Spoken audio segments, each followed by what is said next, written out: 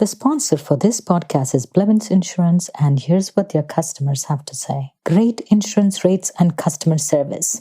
We'll search for the best possible rates through many insurance companies. For more information, go to blevinsinsurance.com or call 765-446-8999. Welcome to Mindful Businesses presented by Sarani. I'm your host, Vidya Iyer. In our podcast, we bring to you brands which are mindful in their practices and processes. A mindful business adopts and employs sustainable social, economic, and environmental practices. Today, we have with us Jen Milam, Director of Merchandise Planning at Able. What makes us unique is that we are paying living wages and we are publishing our lowest manufacturing wage at each of our manufacturing sites. Able, a fashion, lifestyle brand, and social enterprise focused on creating jobs for women. The company hires for both talent and heart, and thus enabling the business and culture to grow and thrive. Jen joins us from her office in Nashville, Tennessee. Welcome, Jen. Hi, thanks for having me. Yes, thank you so much. Let's begin by how was the company founded and what role do you play in the company? Absolutely. So our company was founded by Barrett Ward and his wife, Rachel. So they were living in Ethiopia for a year in 2010 and working in the nonprofit space. And they were working specifically with women that were coming out of the commercial sex trade. They were running a rehabilitation program for them. And as they were living in community with these women, they were getting towards the end of the program and were very grateful for everything they had gone through, but were voicing concerns because while they'd had counseling and job training, they still didn't have a job that was a better alternative financially than what they'd been in before. And so my boss, Barrett, set them up to create traditional Ethiopian scarves. And that's really where the idea was born. He brought some of the scarves back to the US during the Christmas season and sold over 4,000 within a matter of weeks. And he realized very quickly that people were connecting very much with the story of their purchases, helping to employ someone that was overcoming something in their life. And so for a few years, it was actually a fundraising part of a nonprofit, but was growing so quickly that it soon branched off into its own company, and over the years has changed and evolved into what is now a full lifestyle fashion brand that works not only to employ women coming out of tough situations in Nashville, but also with women in developing economies all over the world. So I think now we're in more than 5 countries and have many partners, and our partners employ hundreds of people around the world. It's been a really fun journey, but that's originally where we started, was in Ethiopia. So what do you do there? And how did you end up working for Able? Yes, so I worked for a big box retail store right out of college. And so got into the retail game right after business school, started learning about the retail business. Absolutely loved the retail business, but was struggling with the kind of mindless consumerism of it, and really was feeling like I needed more impact in my work. I was spending a lot of money for one of the biggest stores in the country, but was struggling to figure out how I could actually use my work to change people's lives. And right when I was starting to have those thoughts, I found out about a project called Able and became a super fan of the brand. I followed everywhere that I could. It was actually at the point in time when you could sign up to have someone's tweets texted to you. And so I would get text alerts when they tweeted out. I mean, I just really wanted to be kept in the loop on everything. And when they started hiring, when they branched off into their own company, I was actually the third person to work for Able. And I came on and started helping them with ordering and sales forecasting. And currently I'm director of merchandise planning, which basically is a fancy way of saying I get to help decide what our customers want and when they're going to want it. So I get to help with the assortments.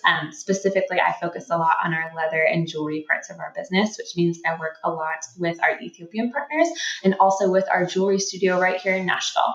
So what makes Able unique? How there are many brands which say we give back. to the communities, either locally or overseas? How is Able different? Yeah, I think there's a lot of fashion right now that is starting to talk about environmental sustainability. And it does seem like there's really good progress happening out there for the planet, which is awesome. What I struggle with the fashion industry is that it employs so many people worldwide. I mean, we're talking about 60 million people as a very conservative figure, and at least 75% of those are women. So we're talking about 45 million women minimum, probably much more, based on how informal some parts of the sector are. And I don't think other fashion companies are talking enough about the impact of the fashion industry on people. Out of those 45 million women, we're talking about only 2% of them are paid a living wage. And so what makes us unique is that we are paying living wages and we are publishing our lowest manufacturing wage at each of our manufacturing sites. And we're the first brand to do that and to talk about what it means to have a living wage, which is just another way to say that you are making enough money to support yourself and break out of a cycle of poverty. There was this article about women who embroider for very high end brands in Italy who were paid very, very little, like about $20 a day, and where this jacket which they had embroidered would be selling for $6,000 or $8,000. So, in terms of like if you break down of your total cost, what percent would the wage be? Your prices are, of course, very affordable, I think, for what you are doing. Yeah, you know what? I don't know that percentage off the top of my head, but what I will say is, so many of the 60 million people are actually under the global poverty level of $2 a day. And so if you think about, okay, you're paying $148 for a bag or $128 for a pair of jeans, if that is, half a day's work for someone, they might be getting paid $1 for it. And so the percentage is incredibly low. And what we're trying to do is show that fashion can have sustainable business models that are paying their people well and still have competitive prices. So it's very important for us that our prices are competitive with some of our mainstream Muse brands or competitors that have similar items to us, with a small premium on them for the ethical fashion piece to make sure that people understand what they're paying for. We don't want to price these as luxury goods because we want to show that taking care of your people doesn't have to be from a luxury brand. You can do it without being the person that can afford a $6,000 to $8,000 jacket. And I think what's tough about the luxury part of the industry is exactly what you're saying. Sometimes, even when we think, oh my gosh, I'm paying for this incredible craftsmanship, I'm paying for this incredible design, it's not filtering down to the people that actually are working on the product and touching the product before you. So, what would be a living wage? I'm sure it varies country by country based on their cost of living.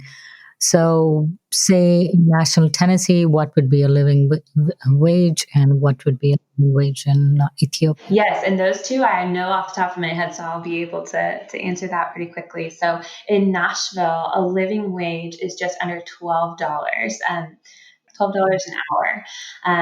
It's just under $12 an hour in Nashville, Tennessee. And so our starting wage in Nashville is actually $14 an hour at our company. And then in Ethiopia, they are working in Ethiopian birr.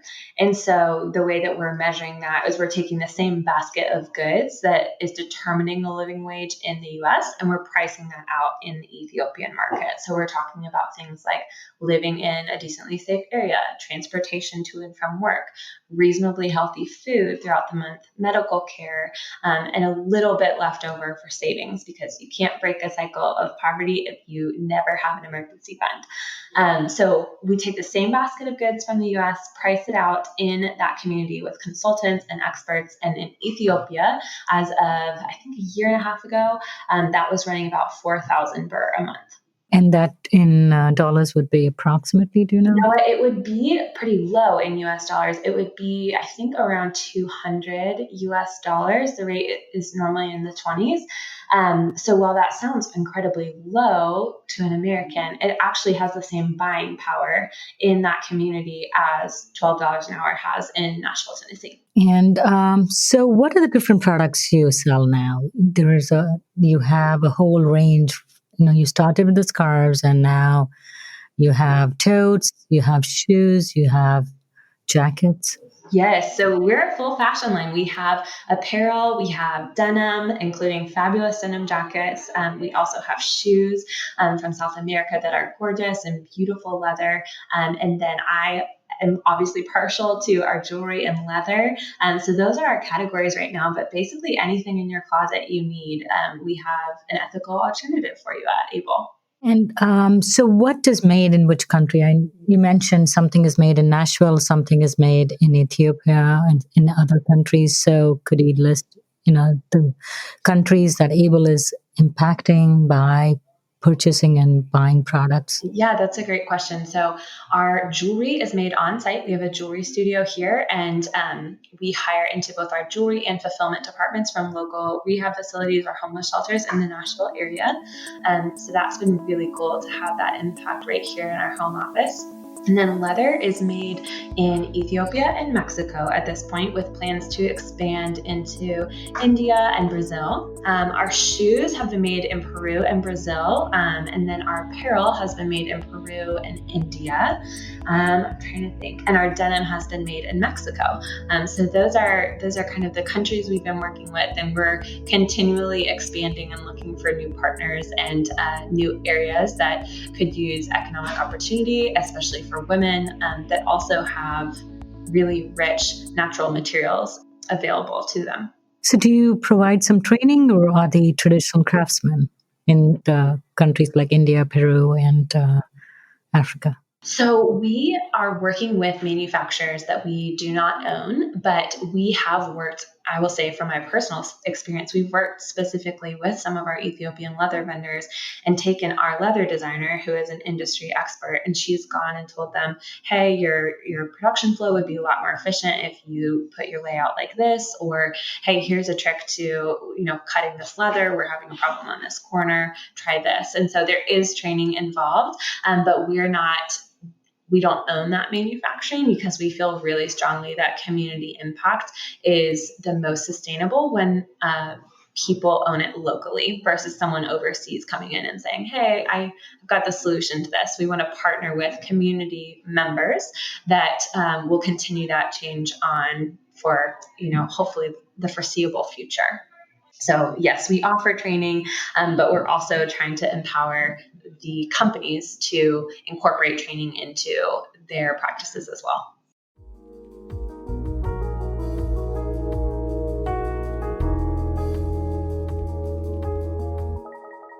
The sponsor for this podcast is Blevins Insurance.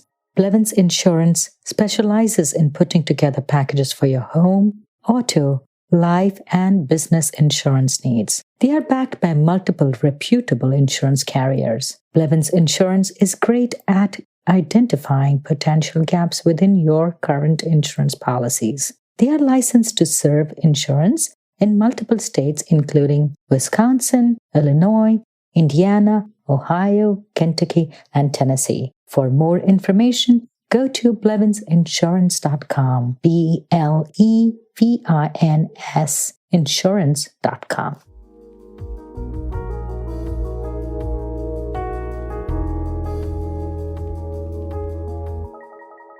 One of the unique things that I saw is the accountable report that you have. The lowest wage. It's almost like on the back of a cookie packet. The nutrition report that you have. Which can you talk a little bit about that, please? I would love to talk about that. That was a project that came to light about 3 years ago now, and it really came about because we were watching other fashion companies in the space talk about ethical production and talk about wages in ways that didn't really answer our questions of what the take-home pay was for the people they were working with. And so we started to say, okay, let's be the brand that proves we can have a full conversation about this and not just market certain pieces of it, but be transparent the whole way through and show that fashion companies don't have to kind of hide all these dirty secrets. We can be open about the progress we're making, and consumers will appreciate that. So we started looking for audits that we could pay for that already existed, where we could pay someone to go in, interview the employees at our manufacturer, do a financial audit on the payroll at our manufacturer, and come back and tell us whether or not those employees were making livable wages. And we could not find any audit that would send someone boots on the ground at the manufacturer to talk to people. We finally decided to go ahead and make our own audit. I have a very specific memory of a very well-respected certification that we were pursuing that sent me an email with 10 questions on it. And I sent them the answers, some of which were, I don't know the answer to this one. And they said, great, and sent me back the certification to put on our website and said something like, there's a 5% chance you'll be audited. And I think we realized, oh my gosh, like this is not okay. People are marketing based off of these certifications and no one is checking that these brands are being honest. So we built the accountable platform, one, as a way for us to make sure that we were doing what we say we are. And also it's currently in the process of becoming its own nonprofit so that other brands can leverage that tool in a way that helps them check on their workers as well. I think that's a really valuable tool. And, because there are so many brands out there, and what attracted me to your brand is the authenticity that with which I hear in your voice, and I hear and see with how transparent you are in publishing wages and not only taking care of needs overseas, also on a local level.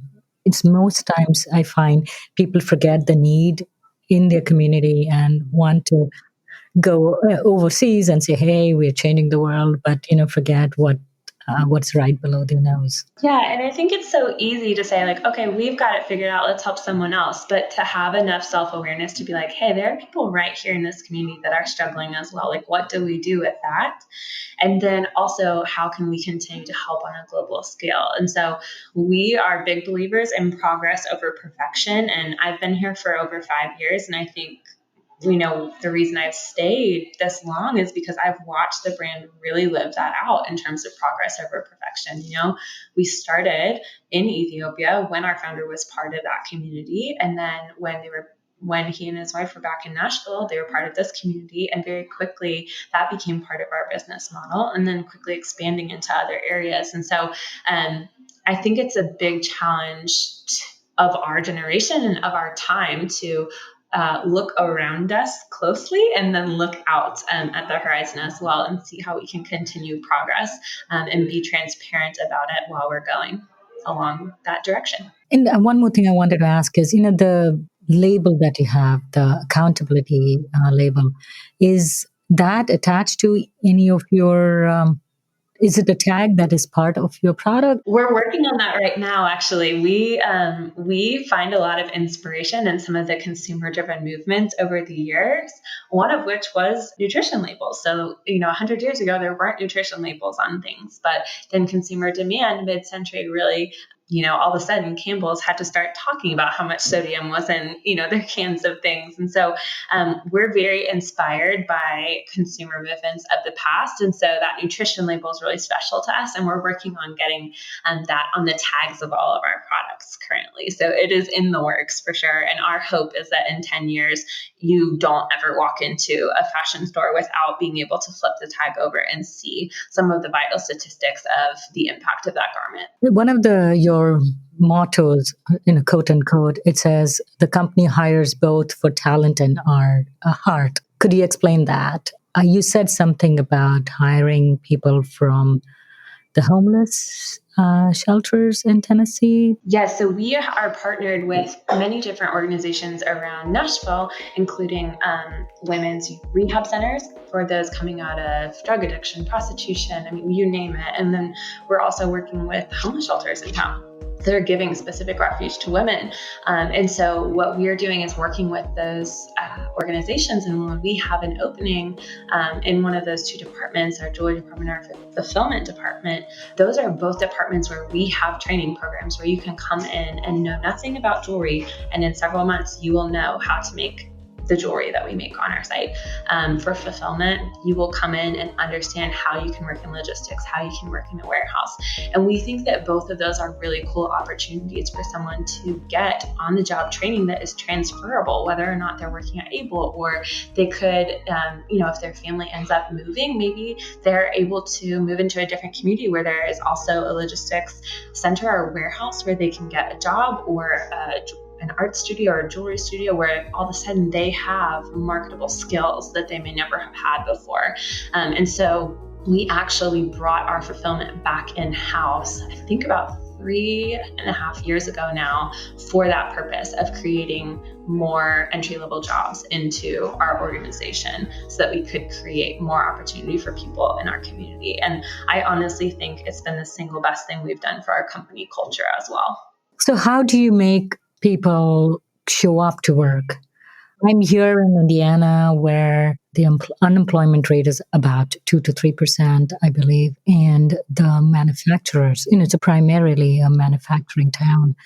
And it's really hard to find people. What are the buttons you push? Do you get more involved in their everyday life? They may not be showing up because they say they don't have childcare, or they have a abusive spouse, or they don't have a place to stay or have a shower and come back. What level do you get involved in and make sure that they're able to show up to work when they say they will? Yeah, I mean, I say this with a smile, but also being genuine. A $14 starting wage is pretty motivating to people.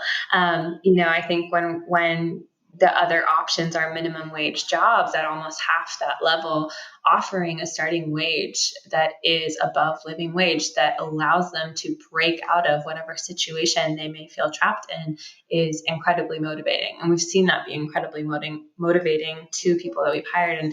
And while we do have issues with childcare or, spouses or what have you, what we try and do is have a support system internally. So we have a culture team that's focused specifically on making people feel supported at work, addressing issues that may keep them from coming to work. We have a great person on our team named April who does our HR, and she is involved in people's lives and getting them connected with resources in the community. So if someone comes in and they feel ready to have counseling, she's connecting them with a counselor. If they're coming in and saying, hey, my biggest issue is transportation, she's working on getting them really solid transportation to and from work. And so it does take more work than a typical company, but we have found that it builds loyalty in employees that is worth so much more, both on a heart level, and also it just keeps things running more smoothly to have loyal employees. With less turnover, you're able to work more efficiently and have more profit. So both on an integrity level of it, just feeling like the right thing to do for us, we have found that the integrity piece and the profit piece fit better together than most companies assume, because I think a lot of companies feel like they have to decide between the kind choice or the profitable choice. And what we found is when you're kind to people, they're better employees, they work harder, and they're going to come back over and over and over again. So we've been really grateful to find that those coexist very nicely. And I think loyalty is really important. The cost of retraining, it doesn't show very clearly in your expense statement, but it will show in your profit and loss statement, because, you will be profitable in the end. Yes, I totally agree. So right now, where can one shop for Able products? Yes, so our website is livefashionable.com. So LIVEFASHIONABLE.com. You can find all of our products on our website. Also, if you're ever in Nashville, we do have a flagship store at our headquarters, which honestly came about really organically. Our our customers really wanted to see where we were working. And we just turned the front of our offices into a store. And it has been really incredible to see how far people will travel to come to our flagship and experience our brand. And then we're also in over 1,200 boutiques around the country, including some major department stores. So pretty much start walking into stores and hopefully you'll see us. And if not, please come to our website and we'd be so happy for you to experience the brand in any of those ways. And also, if you're ever in Nashville, we offer an Airbnb experience in Nashville. That is only $40, but you get a tour of the Able offices, previews of future designs. You get to meet some of our jewelry makers, see how the jewelry is made, and then take home a piece of jewelry. So the cost of that tour is actually less than the price of that piece of jewelry, but we do that because we want people to get as fired up as we are about what we're doing and how we can change fashion. Thank you so much, Jen. We are talking to Jen Milam from Able. And she spoke to us from her office in Nashville, Tennessee. She just had a baby, and thank you to your baby for letting you come talk to us. Of course, thank you so much. It was lovely to talk with you, Vidya. If you're a creator of a brand and would like to recommend a mindful brand to be featured on our show, send a message on our Facebook or Instagram page. We'd like to thank Jim Stone of Q1067 FM, playing the best of yesterday and today, for letting us use his studio to record this episode in Lafayette, Indiana. Thank you, Ryan Martin, our technical editor. Music for this podcast was composed by Tatum Gale.